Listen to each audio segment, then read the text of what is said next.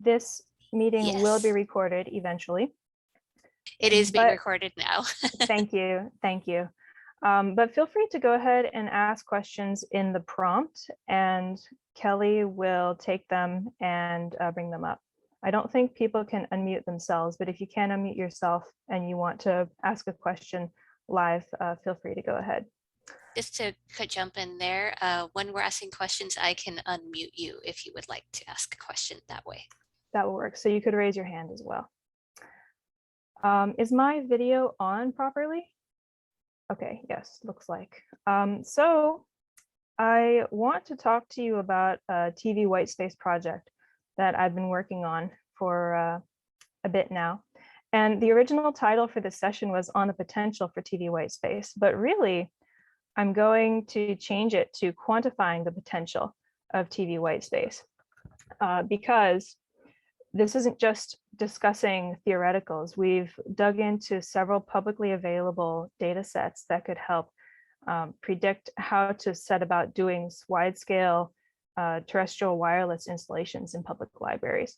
And so we want to show what the data is available, what data is available, where to get it from, and how useful it is currently in solving questions about how to go about doing this sort of installation. So my lab at UCSB is the Mobility Management and Networking Lab. And what we do is a lot of measurement and characterization of challenged networks. So anywhere really that internet doesn't work very well counts as a challenged network. So you can see a lot of our related projects over the last year at puebleconnect.cs.ucsb.edu. And we have showcasings of several projects funded by the NSF, where we've been able to do network measurement, LTE characterization in several disconnected areas.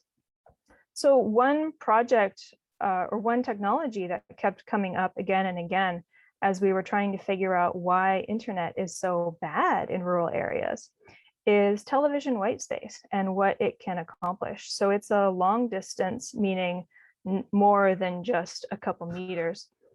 Or a couple hundred meters. It's a long distance, high throughput wireless, terrestrial wireless technology. And the big sell is that it can pass through a lot of buildings or foliage or even mountains or low hills. So this technology has been available for several years now, and there have been successful pilots for the past decade and more. But there's still this big ongoing question of how you can know whether some pilot will be successful for your network. And so we wanted to, the usual standard of going about this is to hire an expert who then does a whole hassle of on-site surveying and testing out. And it's only until the end of that that you can tell that it's going to be successful or not.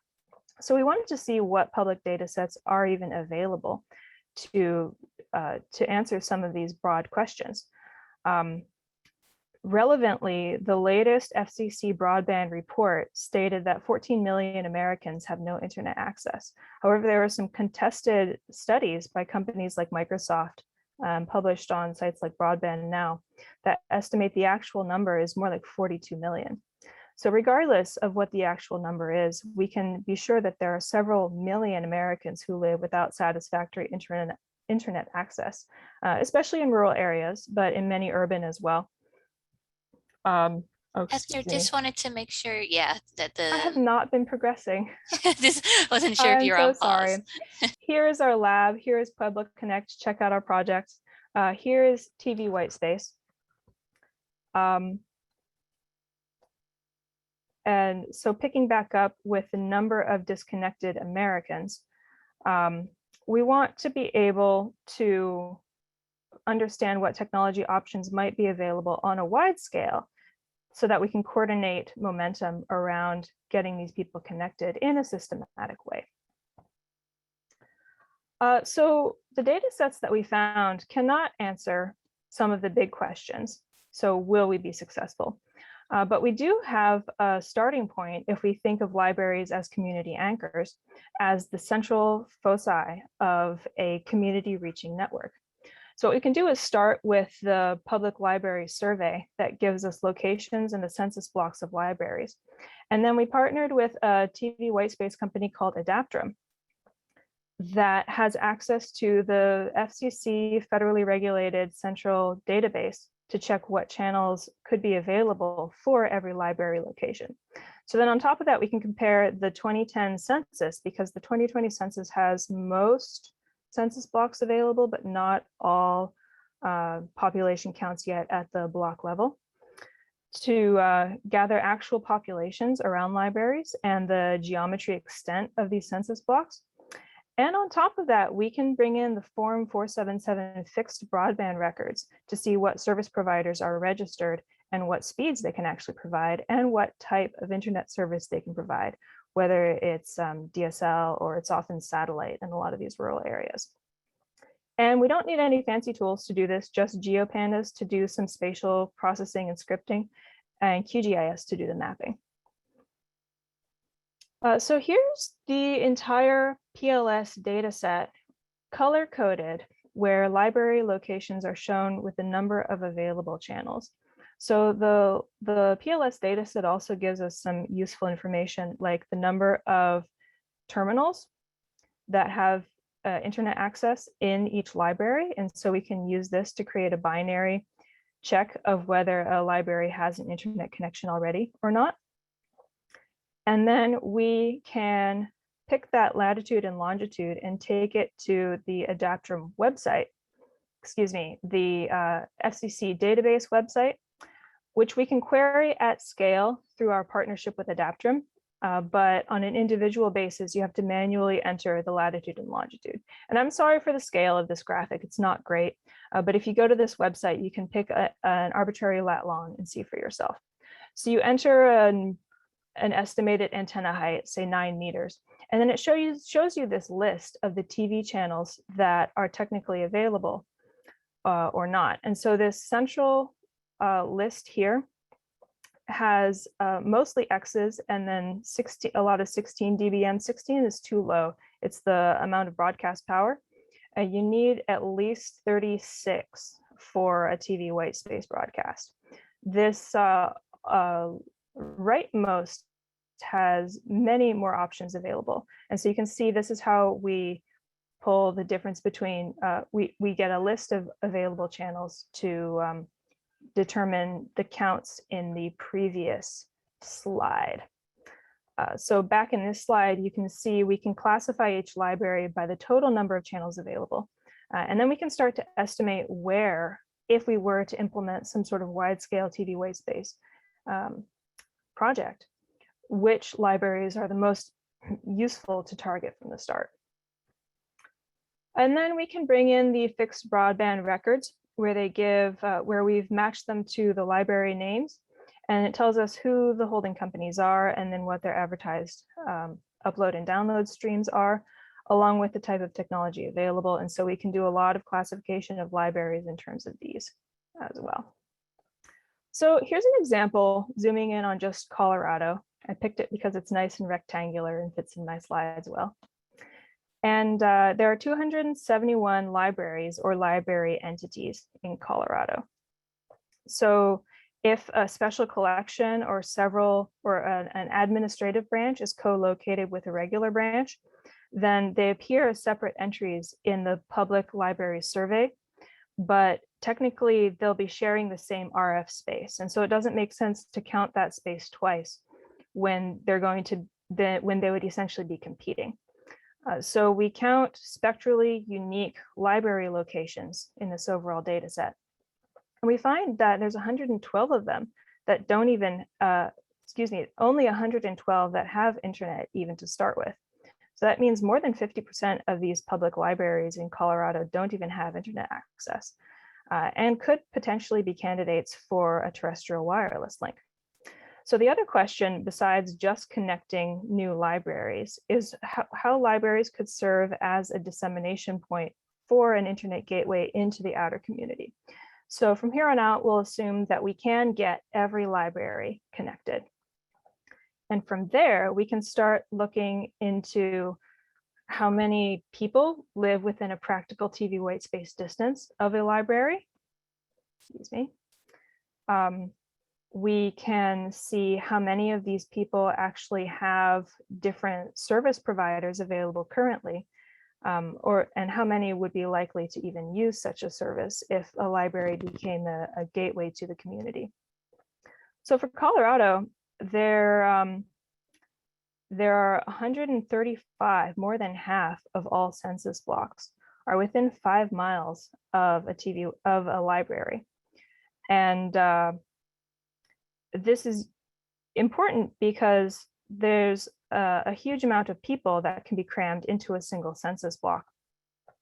But the key filtration parameter to note here is the channel color of these libraries. And so there are thousands and thousands of census blocks, small footprint census blocks in rural areas, but they're very unlikely to have open channels, at least more than like 2 or 3 open channels, which is the usual speed that you would need for achievable broadband. But there's still a good deal of these more rural ones that have more than 6 open channels, and seem to be on paper able to provide some sort of service. So 5 miles for a TV whitespace link is what is typically practical, but theoretically, and there have been some proven demonstrations of a TV whitespace link reaching as much as 20 miles.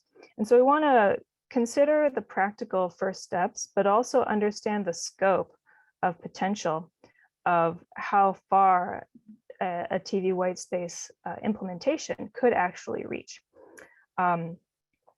Now, the most basic setup that we imagine is one central base station reaching up to 8 clients, but you could also extend backhauls over microwave links or TV whitespace or even Wi-Fi point-to-point frequencies to leap several more miles. And so it's not completely impractical to assume that census blocks within 20 miles of a library might be able to be connected as well. So I see you all have some great questions, and thank you, Kristen, for answering some of them. I will please bring them up again at the end if possible. So numbers here for Colorado. We have, I'm focusing in on just the blocks that are within 5 miles here, but we need to know how many of them could actually have the spectrum space to support a TV whitespace link. And so 3 is typically comfortable for achieving broadband and for minimizing noise. If you want to try to use 4 or more channels at once, you can theoretically obtain faster throughput rates, but you open yourself to be much more sensitive to any ambient noise and to any nearby TV broadcasters. So a typical solution is to use sets of 3s, and they can be overlapping in the channel spectrum. So there is a lot of potential for multiple base stations to coordinate their channel use properly. But you can see that while it's not more than half the population of Colorado, because they're in, there's what, 6 million, and most of them are in urban areas, there's a good deal of the rural population of Colorado that could be achieved, that live within 5 miles of a library that has 3 or more open channels. So as a way of narrowing down all possible libraries and all possible Americans who might not have reliable internet access, we can start to use these data sets to focus on where the most practical and most efficient implementations could do the most good. And then more in a general sense, I don't have hard numbers for this yet, but If we look at all blocks in the United States, there's more than 7 million of them, and there are 16,000 spectrally unique library locations. Oh, excuse me. Here we go. 7 million census blocks, 16,000 spectrally unique library locations. And we have the ambitious 20-mile distance estimate and the more practical 5-mile estimate. But realistically speaking, if you're within 5 miles of a library, you're already in a fairly urban area. And so it's likely you have other options, other broadband options, whether it's practical satellite that actually does work or some sort of DSL or fiber. So there's also a good deal of rural blocks that really only have fixed, the only fixed broadband option that they have is satellite of some sort. And this counts as a broadband offering in the FCC data. But we know from most people who have been forced to use satellite options uniquely understand that it's rarely, the latency is often far too high to work on. So I know there's a talk right now going on about low Earth orbit satellites, and that's a different type of the typical fixed broadband geosynchronous orbit satellite. So thank you for being here, but please go try to listen to Dan's talk on LEO afterwards. I think that'll be very interesting. So satellite, so new alternative satellite options are promising. The current option is fairly dubious for any sort of daily high bandwidth work that you'd need to do, whether it's teleworking or school or even just watching a video. So we have these data sets and they're able to help us make practical estimates of the number of people who could benefit based on practical real life limitations. This isn't to underplay the technical complexity of the implementation. I saw some people in the chat had brought up these challenges. Technicality aside, the logistical management problems of a library acting as an internet service provider essentially to the community is far beyond me.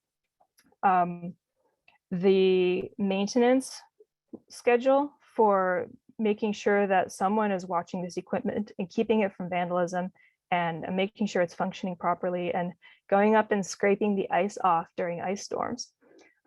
These are big difficulties. In addition to actually scope out a site and decide that and figure out which channels are going to be available, we have this central database method in the United States, but often the noise floor that is just the ambient noise from other television channels bouncing off buildings and mountains and flooding an area, or unregistered broadcasters are not captured well in this database. And so better methods of spectrum sharing are an ongoing research area that our lab and associates do work on. And also just the technical complications of figuring out where you're going to put a base station antenna and where you're going to put the client radio and antenna on people's houses, the mounting challenge, the transportation of equipment over rugged areas. And then once you've got that set up, you need a network engineer to make sure that there is internet connection to start with so that the radios can even query the central database in the first place. They need to get the client and base station radio connected to the modems that are going to transform this into wireless access points for the local clients. Who's going to manage the network and switching? If you have a multi-node network, who's going to manage how traffic flows and traffic sharing at the gateway?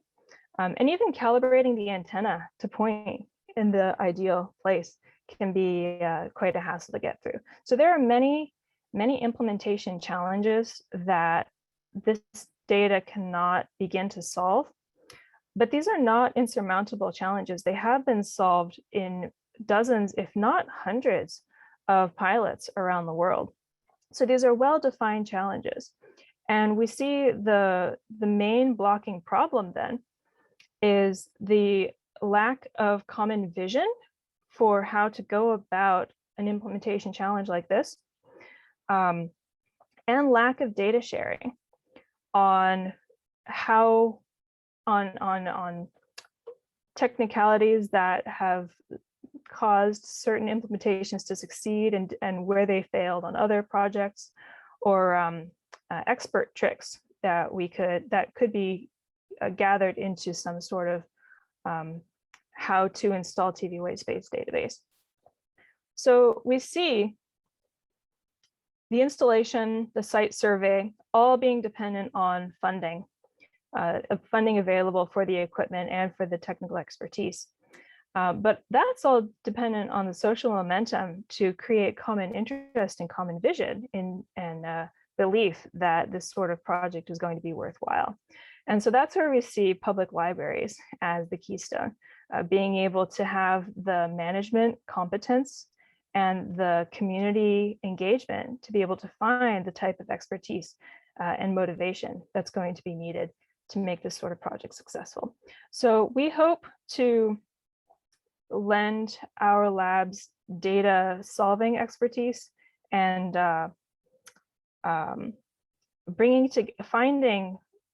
finding additional data sets at scale that can help solve some of the more wide questions here. But we hope that we'll find plenty of opportunities to keep collaborating with the library people in the future, because we see that as the fundamental limitation in getting internet everywhere. Thank you. Any questions? I think the questions in the chat have all been answered by your colleague, but if anyone has any other questions. Thank you, Kristen, for answering all of those. Well, feel free to email me as well offline if you'd like to see any of these slides again, or if you'd like clarification on anything. I am happy to pick up a conversation on these.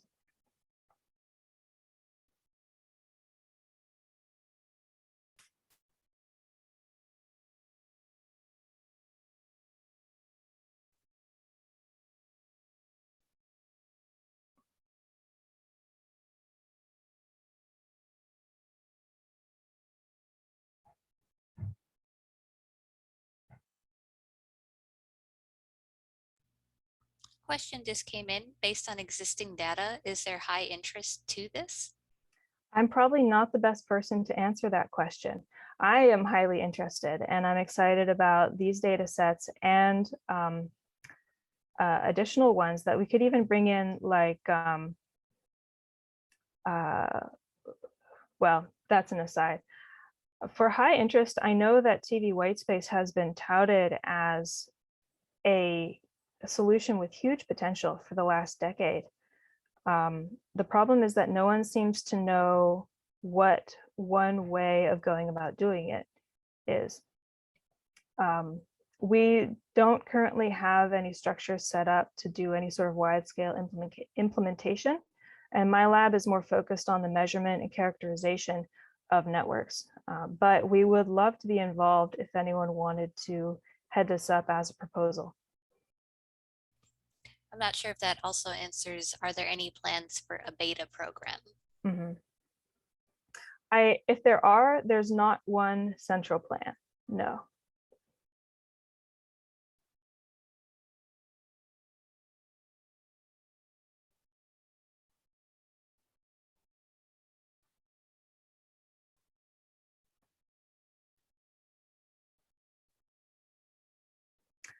All right, well,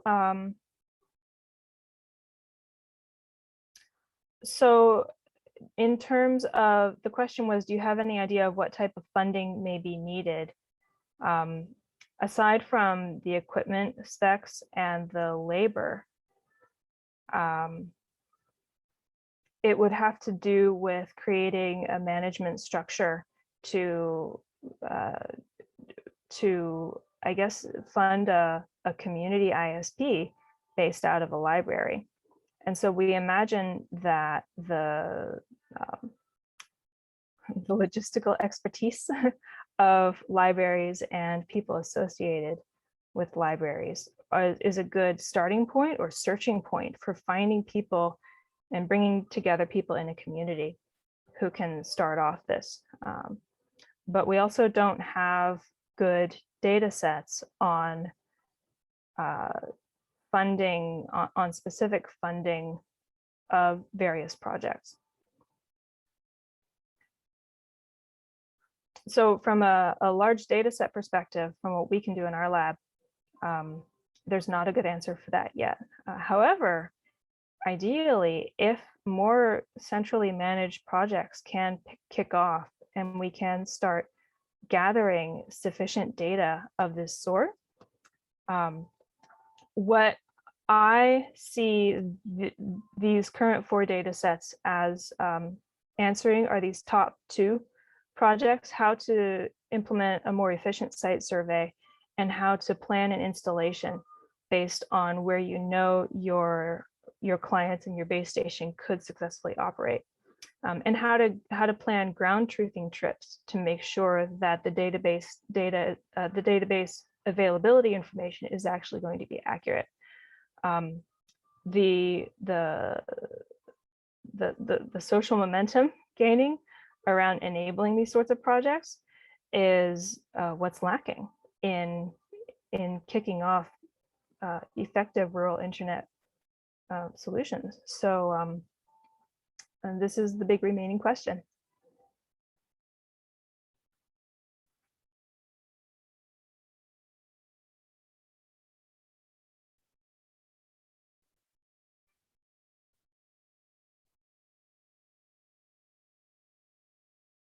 So this current project is ongoing work. We'll be submitting it for publication soon.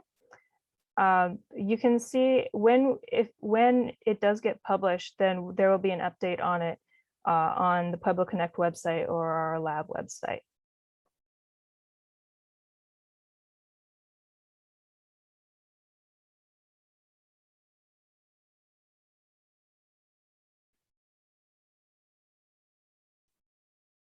Well, I'm happy to stick around and take more questions. I know we have another set of talks starting in a few minutes, but I'll keep this room open for a bit, and feel free to keep typing questions or unmute yourself or ask to be unmuted, and we could have a discussion.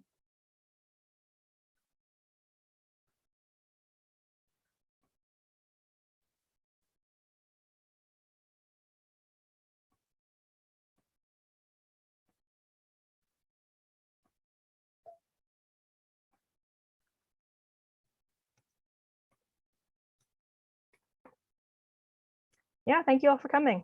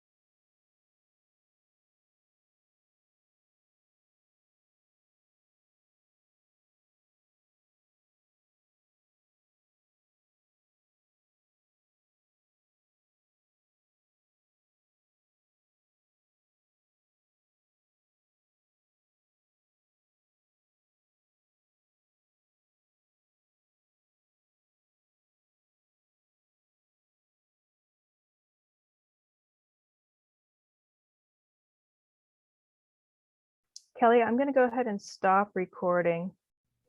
Sounds good. And is there anything I need to do